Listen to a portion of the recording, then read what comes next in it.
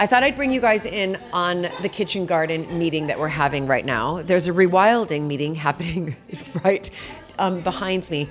But the kitchen garden is a little bit behind due to the horrendous weather, which means that the kitchen garden is a muddy mess, and it's like literally a mudslide in there. So we haven't been able to do what we had set out to do 5 weeks ago.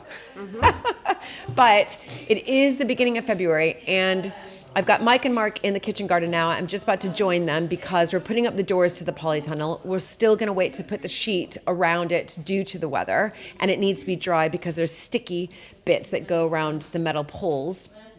But we're going to basically put, in one sense, a frame or a perimeter around the different beds, and that's going to help us, especially when we're sewing. But we've got our list. Jody's done a great job, and we know that today we're going to be looking at sewing cauliflower, broad bean, onion, coriander, parsley, all lettuces, fennel, and calabrese. And Stuart's going to be helping with that, and then Jill and Lizzie are going to be helping with that tomorrow. Yeah, exactly.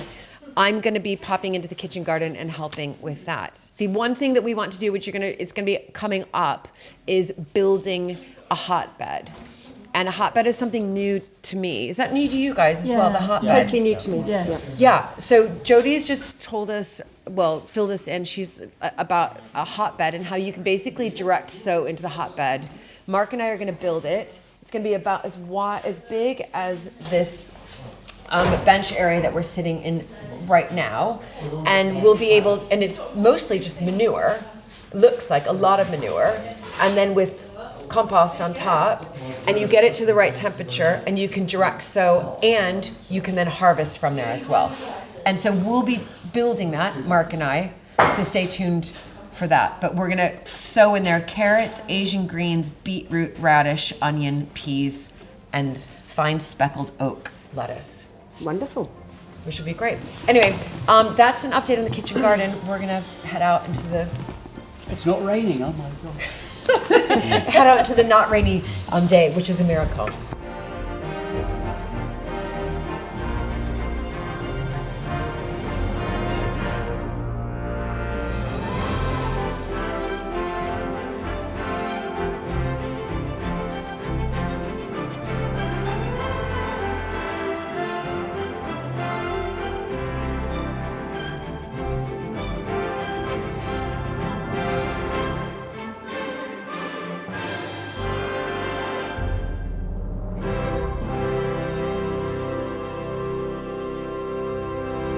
Okay, you guys, there is water everywhere here, like mud everywhere, and I have been absolutely filthy today.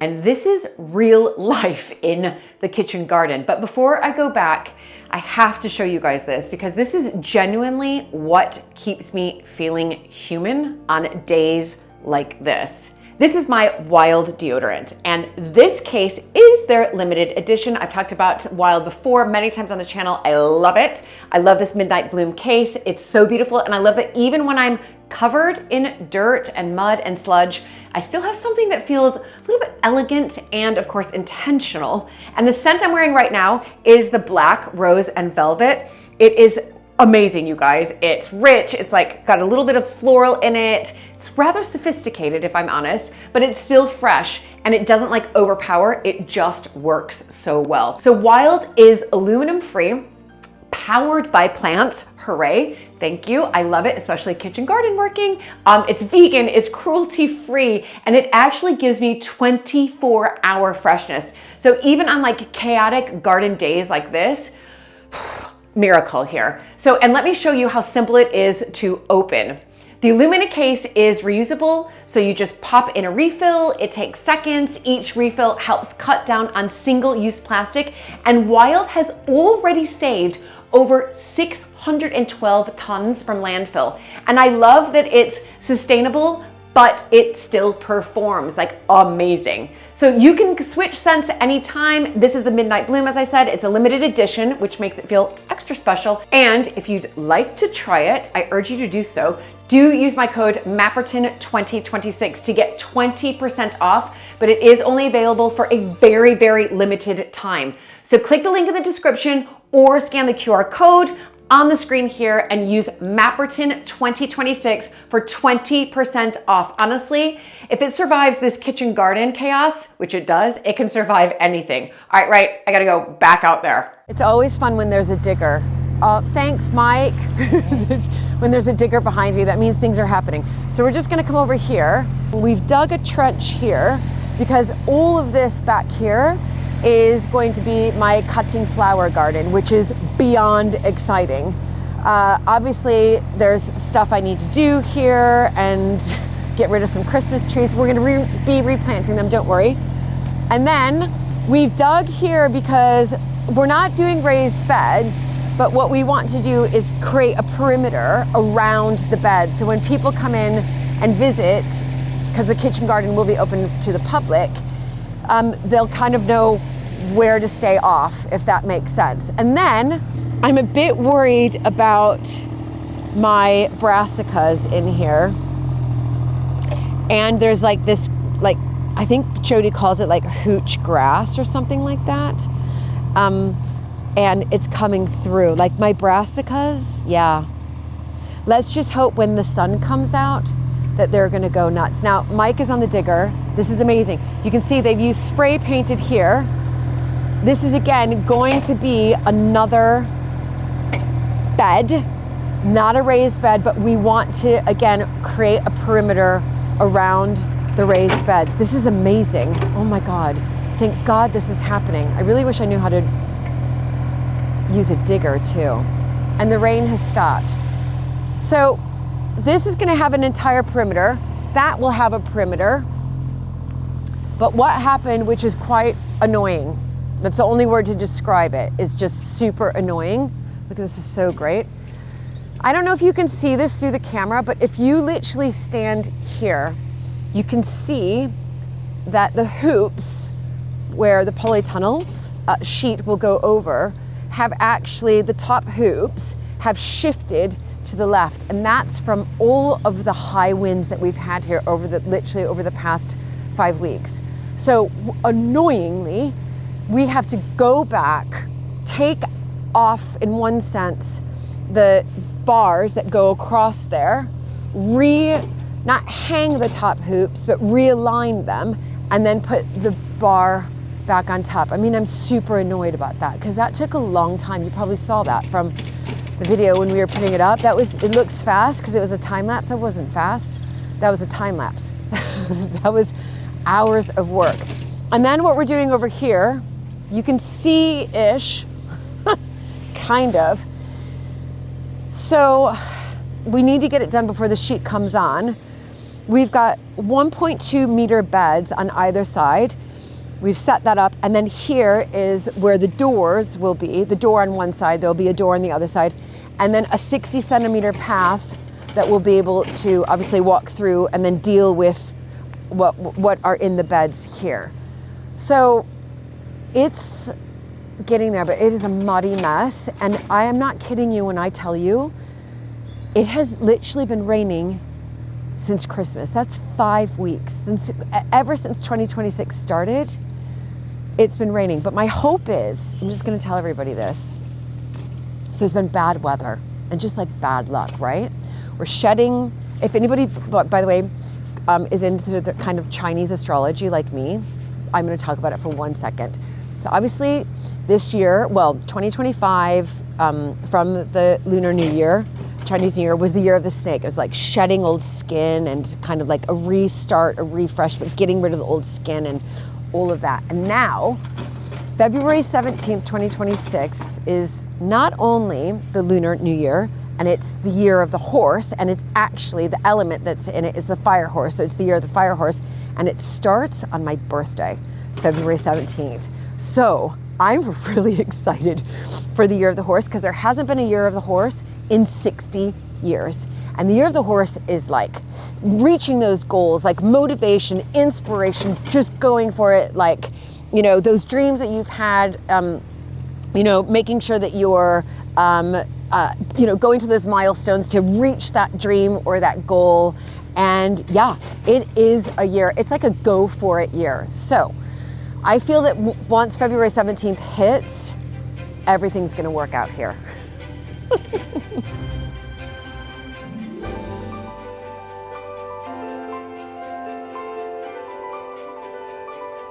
It's another wet and soggy day at Mapperton, but I've got company. Does that make it all better? It makes it a little bit better. Depending on the company, yeah. Right. We're here down at Heiresses because we have not been back to the beaver pen since they were released. We've seen some amazing footage of what Chip and Willow are getting up to, but we want to see for ourselves whether or not they've been building the dam and improving the dam and making the dam larger to hold more water and create a bigger pond. Nesta, you haven't seen Chip and Willow at all? I haven't. Well, no, I saw them on the release day. You were there on the release day, that's It'll be right. interesting to compare them to the last set, see which pair built the bigger dams. Yeah, that's true. Because the last ones, they didn't in the first year. They built tiny dams. Yeah. I remember. Yeah. And then in the end, we had to help them quite a bit. So hopefully Chip and Willow are a bit. But you remember what happened last time was that the dam eventually got so full of water and there was so much pressure that the whole thing collapsed and the water went down. Yeah. So we want to check on that. We want to check to see if we can see if they're making a lodge and basically look at how well they're getting on in the enclosure with their new life together. And it's brilliant having Nesta here because without Nesta, some of these ideas for beavers and other rewilding at Mapperton would never have happened. You are rather the inspiration, and then of course helping with the whole rewilding project. So this is Nesta's doing essentially. Nesta, of course, has his own channel these days, in case you're interested, because he has learnt from the best. In other words, his parents. Actually, I had the first YouTube channel in the family. Did you? I did. What, before we did? Yeah. What, are you actually staking a claim there? I am actually. All that we're doing is because of you. So not only the rewilding, but the YouTube. So you need to go and see Nesta at Nesta and His Boat is channel number 1, and Nesta and His Car is channel number 2. Quick shout out to Nesta. Thanks, in case Dad. people want to check out his channels. Right, we've got to be quiet at this point. Right, now there is always a chance that the beavers are out in the daytime. It's very unusual because they are nocturnal animals. So we're just going to be quiet for a moment. So just looking from here, we can already see that the pond has got a lot more water in it, wouldn't you say? Yeah, a huge amount.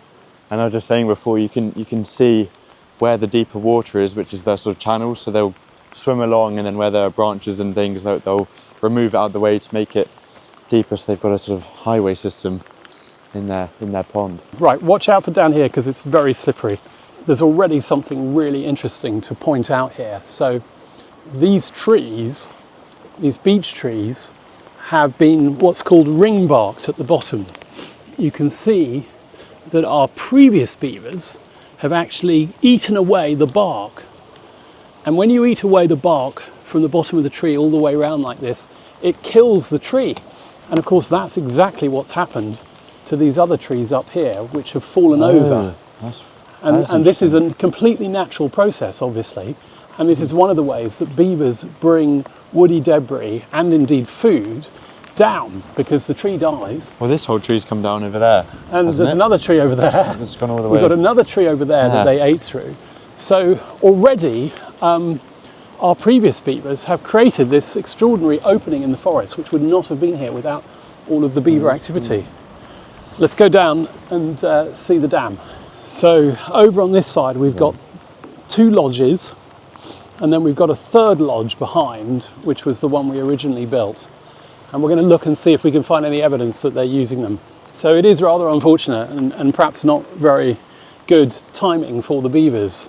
But of course, one of the trees that they brought down has actually come down right on their lodges. I don't think it's destroyed them, but Nesta, you can also see, do you see that muddy area? Yeah. That's where they've been going in and out. Definitely. That's very clearly beaver tracks coming in and out.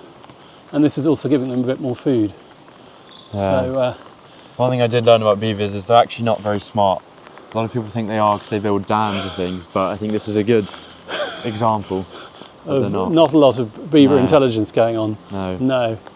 interesting things we can see. I mean, it basically got a swimming pool. Like, compared to last time when it was just like a muddy swamp, this is a huge difference. It's totally massive. It's completely full. It's a full. And it's a good sign because for the past few days we've had more rain than I think I've ever seen. I mean, you know, all the cities everywhere are flooded around here, but the Beaver Dam is still holding. The Beaver Dam is holding. This one does look a bit, I don't know. Yeah, as though it could go. It could go. Yeah, so these dams were dams that we reinforced because we didn't want the same thing happening again. So we put these huge logs in to give it real structural support. And what we can see that the beavers have done is plugged a lot of the gaps. So all of those twigs and branches, those have all been put there by the beavers. And we've got this amazing night camera footage, which I think is probably from this camera here, showing the beavers clambering up, bringing sticks, etc. Yeah, you can always see some piles of mud on the log. That's what they do. They don't just use sticks; they use cement, which is astonishing. Especially when you go back to your point that they're actually not very intelligent animals. But from here we can see some really interesting things. I was just going to say, I mean, just looking at it from like a habitat perspective, I mean, where else do you get a habitat like this if it's not beavers? You know, there's this great shelter for all sorts of birds. And also here, you know, you've got the deep water right next to kind of sandbanks, great for grey wagtails and things. It's just such an interesting environment. Well, and as the spring comes as well, we're going to see the whole thing start to explode with life. But Nessa, I don't know if you can see over there. I mean, who says beavers don't want to have fun? Because they've kind of they've built themselves a water slide, which looks extraordinary.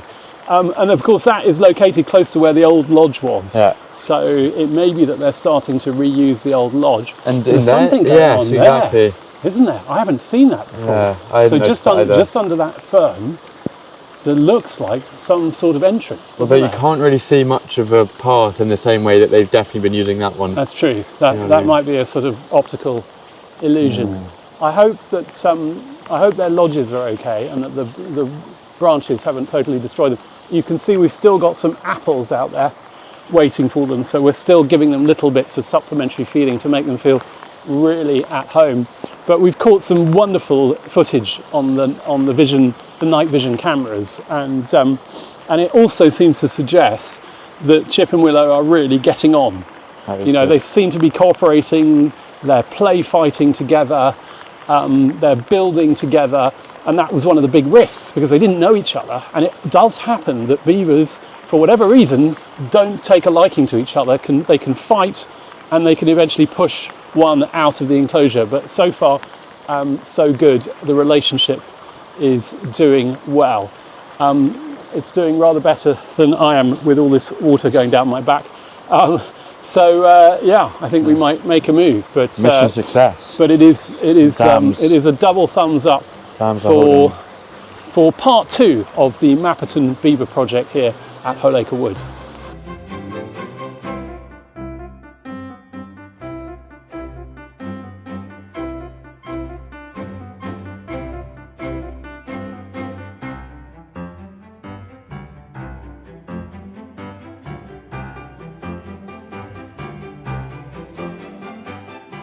Okay, normally you'd see me in a boiler suit helping out Mike and Mark, but I had something before this that I had to actually look quite smart for. So I'm not able to help them right now because I've got something smart that I need to look nice for. But you can see that they're putting up the 2 doors there, which is fantastic. They've been able to straighten out what we were looking beforehand, before like the hoops, so those are all straightened. So we're putting the doors up, and this is the border that I was talking about. So just a great border that it's not a raised bed, but it's so that when the public comes through here, they know that they can walk kind of either side here and look at these, and also it'll be easier for us to get wheelbarrows through. And yeah, this is huge progress, everybody. So next time you see me in the kitchen garden, I will have my boiler suit on, but take a look. We have finally made progress, even though, by the way, it's still actually drizzling. It's drizzling, but we've gotten through it. Anyway, See you soon. I'll be sowing my seeds.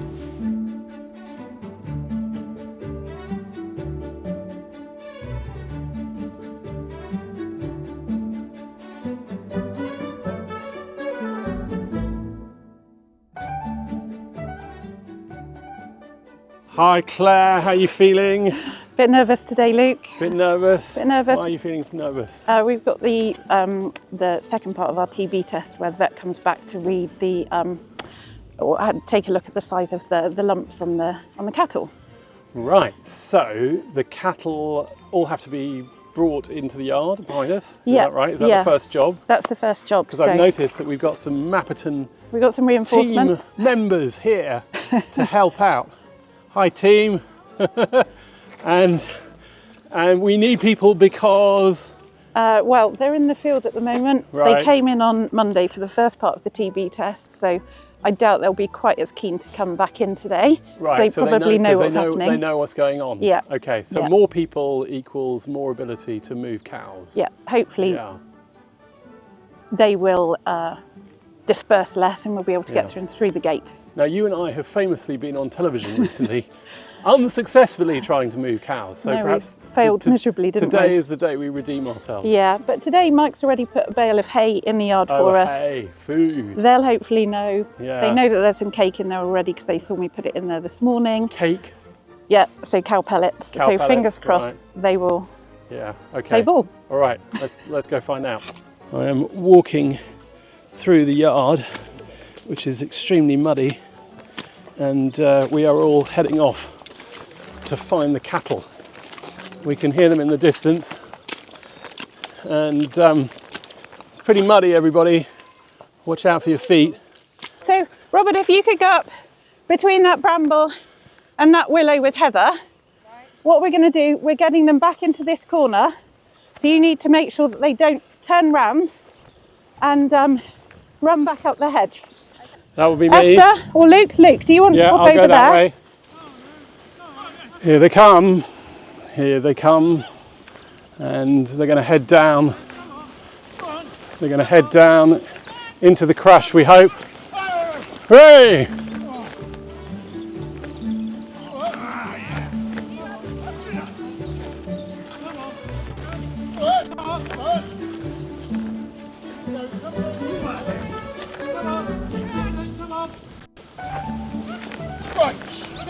Rah! Rah! Come on! Come on! Come on! Come on! Go on, woo! Come on! Come on! Come on then! Come on then! Come on! Go on then! Woo, woo, woo. Come on then! This is a job well done. Fantastic. And there they go. And there is their reward.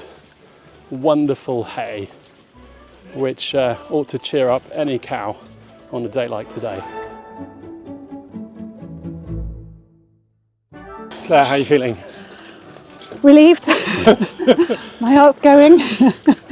But they're in. But that worked, didn't it? And It it did just showed work. having more people. The more really- people, really the fewer helped. gaps there are to go through. Yeah. So yeah, all positive, and now they've got a chance to chill out before the vet comes in half an hour. Yeah, and have some well-earned hay, which Exactly. which they really seem to be enjoying. Yeah, And it was a pretty, I mean, you know, we all had to shout and scream a bit, but generally it was quite a calm affair. as you said recently, they have their own agenda. You know, they're not your typical commercial herd that are used to feed, used to people, used to being moved, used to being handled. They come in for TB testing twice a year. We get them in occasionally in between that period just to try and get them used to this handling system. But apart from that, they're left to their own devices. So Yeah. it went really well. Yeah, no, well, they all have their own personalities. Some of them are quite feisty. We love them, and we're always really pleased and relieved when things go as smoothly as they have today. So Definitely. well done to you and the team.